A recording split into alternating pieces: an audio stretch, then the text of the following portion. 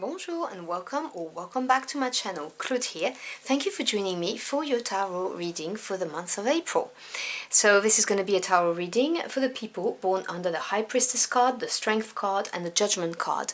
And if you do not know what your tarot birth card is, there is a link in the description box below to the instructional video so you can work it out quickly. For this reading, I'm going to be using the Book of Shadows and Alchemist Story, which is a deck created by Andrea Aste. I have reviewed it a couple of weeks ago. It's truly stunning. There'll be a link to the review in the description box below too. Now, as always, for my monthly readings, I have split my deck into 3 piles. We have the Major Arcana over here for the energy for the month. Over there, we have the Court card, which is how you are advised to show up to maximize the energy. And here we have the Minor Arcana to delve into the message. So if you would like to connect to the energies of my deck, now is the time to take a couple of deep breaths whilst I shuffle it and lay the cards on the mat.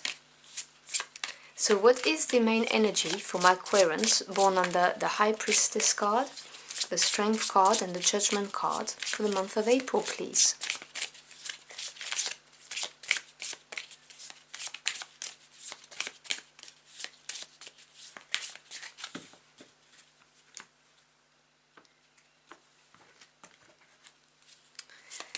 So we have the energy of the Fool. Brand new beginnings, taking a leap of faith. Obviously, I will go through the cards with you once everything's out. What core card are they advised to embody for April, please?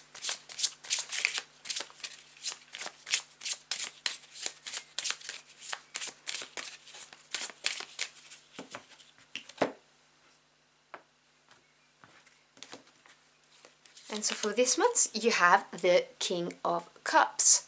So knowledge, expertise in the emotional realm. Okay. So what do my Aquarians need to hear for their highest good for the month of April, please?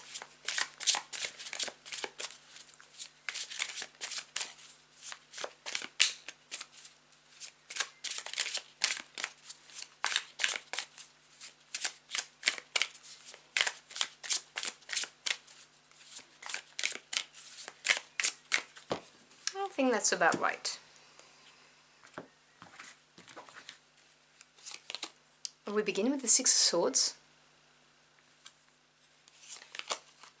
Then we have the Five of Wands. And the Three of Wands.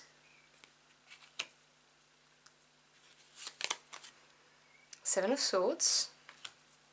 So you have progression here from the 6 to the 7. The Ten of Swords and the Eight of Swords. Okay, so we have a lot of mental energy going on here, quite heavy mental energy actually. Bottom of the deck, which is the energy working underneath that you may not be aware of, we have the Four of Wands. Okay, so I'm going to talk about this first because this is very relevant. Firstly, you've got 3, 4, 5 in the Wands, which is obviously clear progression. We also have, as I said to you, 6, 7 of Swords, and then you've got 6, 7, 8, you're just missing the 9 really.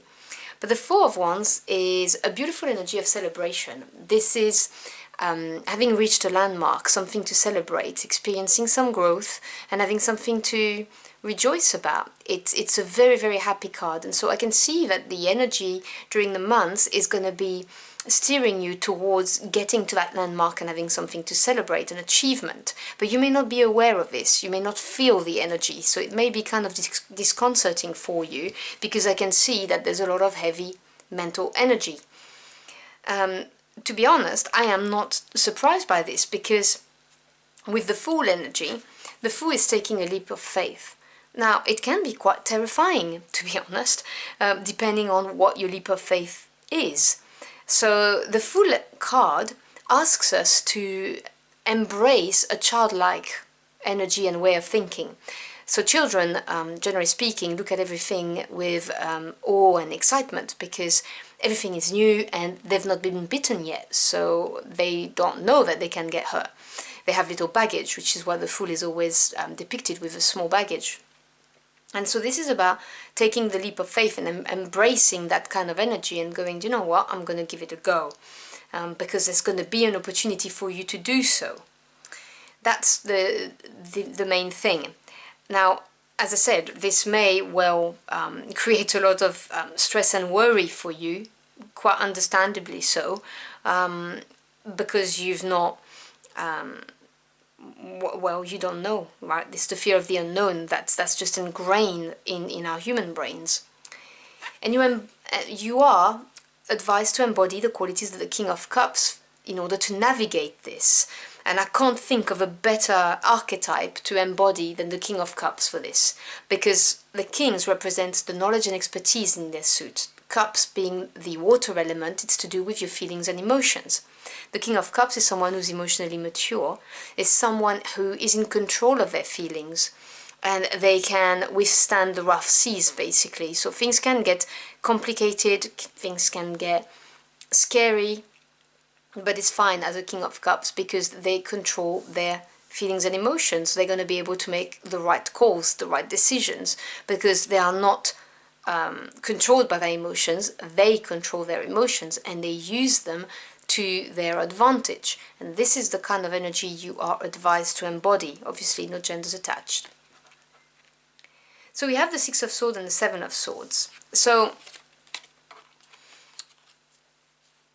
the Six of Swords is a card of having learned lessons, okay? Harmony that comes after some kind of disruption, change or challenge. Now, this is to do with the mental body, everything to do with thoughts, knowledge, experience, truths and communication. You may have been betrayed by somebody, okay? The Seven of Swords can sometimes represent someone acting for their own good and not thinking about you really, and doing things behind closed doors. So someone may have thrown you under the bus, but that's not for all of you. Otherwise, the Seven of Swords also represents the card of being strategic. To me, the Seven of Swords is the work smarter, not harder. It's thinking out of the box, taking the least trodden path, as illustrated. Sorry, I can't speak English today. As illustrated here, he is taking the swords away from the other army so that he doesn't have to fight and potentially die tomorrow. Okay, he's being strategic about it, he's being clever, he's doing something that most people didn't think about doing, which is just remove the weapons. So you may have learned to become strategic, to do things your way, and that may be the lessons that are you taking with you, because the Six of Swords is a beautiful card of overcoming a challenge. Now, whether it is someone betraying you or you having to learn to be strategic, and maybe also to learn to keep your cards close to your chest, because someone may have betrayed you because you told them a secret or a plan, a project you had, and they betrayed you. You know, take what resonates. But you've learned from that, and you're now looking at the future with a more positive outlook, because you've learned from it, you've grown from it, and you understand what happened. But obviously, when we do something like that, it makes taking a leap of faith more difficult. And I can see, you know, Five of Wands, Ten of Swords, yeah, something's going to come to an end. Now, for some of you, okay, Wands represents passion, desire, and your spirit. The Five is the disruptive energy. So the Five of Wands may represent competition. If we're talking about the workplace or business, you know, there could be competition. But it could also represent your internal turmoil. In other words, this lesson that you've learned may have brought about a lot of turmoil within yourself, you know, like conflicts within yourself, anger that's been repressed, even maybe feeling guilty for not having seen what was going on. That's for someone out there. Because it's supported by this Ten of Swords, and the Ten represent the end of a cycle. When it comes to the mental realm, this is the end of the thinking process. So to me, it represents total acceptance. It is what it is. You've maybe been betrayed, or you trusted somebody, and next time you will not make the same mistake. You keep your cards closer to your chest, for instance. But with the Ten of Swords come a beautiful energy of liberation, because this is the weight being lifted off of your shoulders, and then you can move on, okay? It's total acceptance, you release it, and, you know, this will stop the internal turmoil that we have here. I'm not surprised to see the Five of Wands being here if it's not to do with competition, if it's to do with inside of yourself, because you're being advised to be the King of Cups. The King of Cups would control this, you know, internal conflicts and you know, fueled by passion, by anger. So that's what the advice is here, you know, in order to get to there, which is that landmark, that achievement, it's on the horizon. You just need to overcome that. There may be a need to let go of what's happened, you know, to completely accept what's happened and embrace the new. Because we've got the Three of Wands and the Eight of Swords. Now, the Three represents growth in a tarot, and as I said to you, this is fire energy. This represents your passion and your desire. The Three of Wands is moving into a direction, having taken the steps, and feeling a little bit of growth, but you're not at the Four of Wands yet. So this may come with a little bit of anxiety, because we have the Nine of Swords here.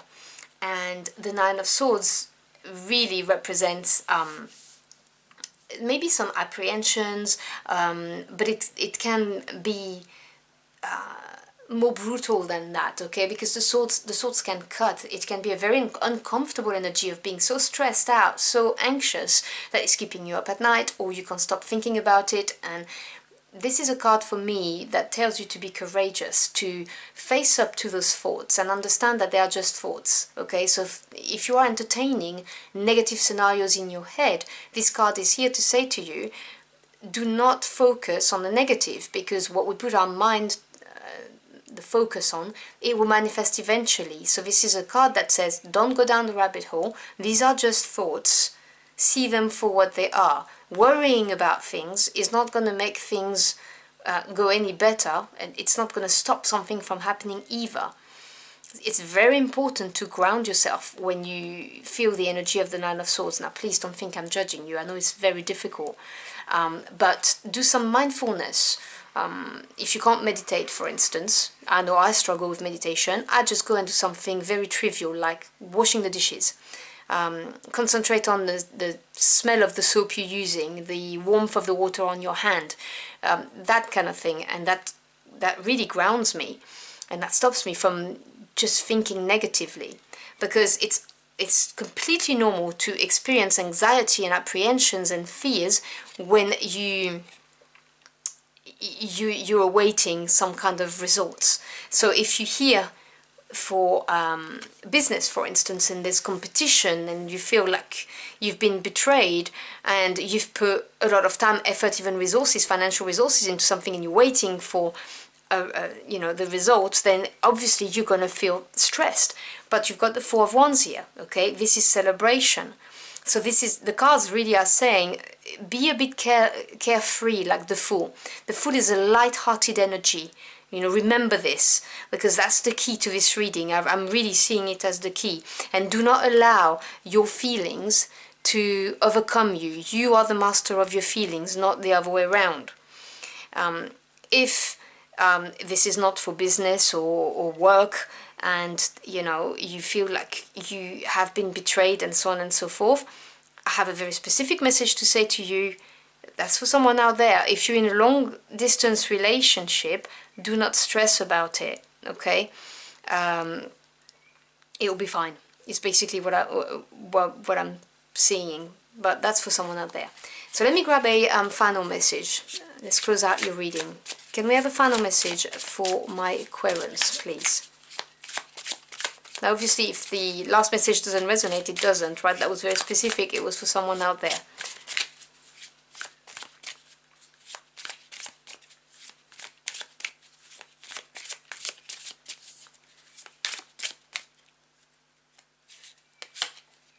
We have the Six of Cups. Yes, Six of Cups is a very positive card to do with your emotions and your feelings. This is a card of happy time, pleasant times, feeling safe, harmony coming back, no more of that heavy mental energy. Just, you know, it's a safe, happy place. So this is obviously very positive for you, and a very positive card to finish your reading. I will also say to you that it makes me think about the full energy again, because this is a card that's also got a bit of a childlike energy of, you know, when you were younger and you felt safe and happy with your family or with your friends, that kind of thing. That's the vibe I'm getting from it. So I hope you've enjoyed your journey for the cards with me. If you found this message helpful in any ways, do let me know in the comment box below. I'd love to hear from you. As always, I thank you for your time. It's your most precious commodity. I'm truly humbled you chose to spend it with me. I wish you a wonderful month, and I will see you again very soon. Until next time, au revoir.